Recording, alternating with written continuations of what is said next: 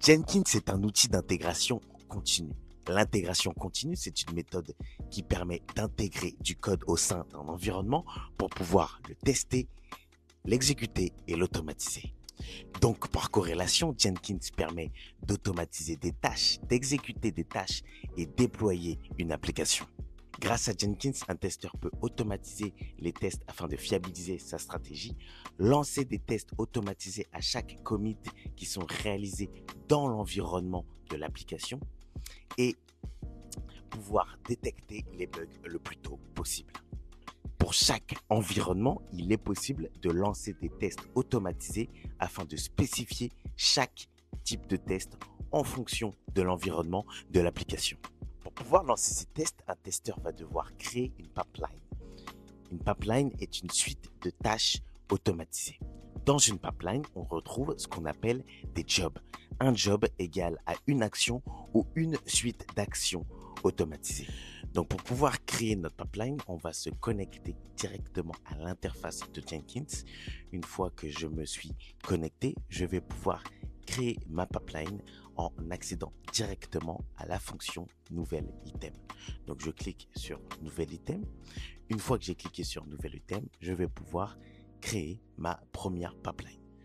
Donc ici, je vais créer notre première pipeline Demo Coding Test. Je clique sur OK et ensuite j'accède à la configuration de la pipeline. Donc pour notre premier exercice, on va exécuter des tests automatisés depuis un repository GitHub.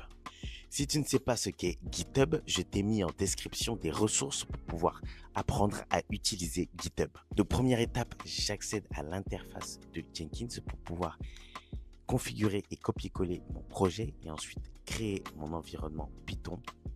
Donc je vais faire un git clone suivi de l'URL que j'ai copié-collé sur GitHub. Ça va permettre de copier-coller mon projet et créer un environnement de travail sur Jenkins.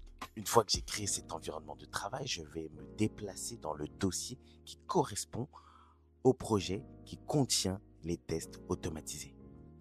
Avec la commande cd, je vais pouvoir changer de répertoire dans mon projet et me déplacer dans le répertoire niveau 1. Lorsque je me suis déplacé dans mon répertoire niveau 1, je vais devoir créer un environnement Python d'exécution parce que pour utiliser Robot Framework, j'ai besoin de Python.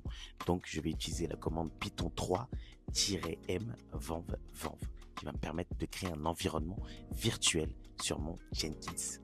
Une fois que j'ai créé cet environnement virtuel, la dernière étape est de pouvoir activer cet environnement et ensuite, nous pouvons l'utiliser avec Robot Framework.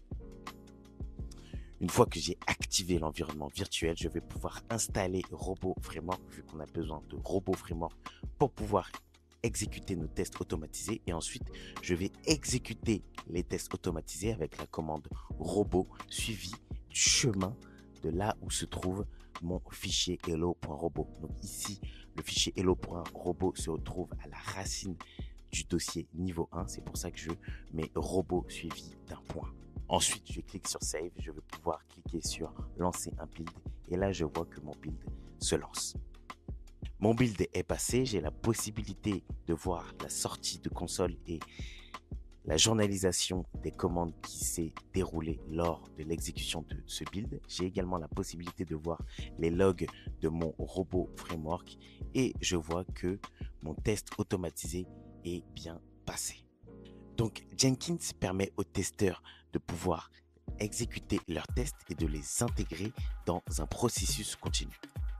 Aujourd'hui, on a vu ce qu'est Jenkins, la différence entre un job et une pipeline et comment lancer des tests Robot Framework avec Git dans Jenkins.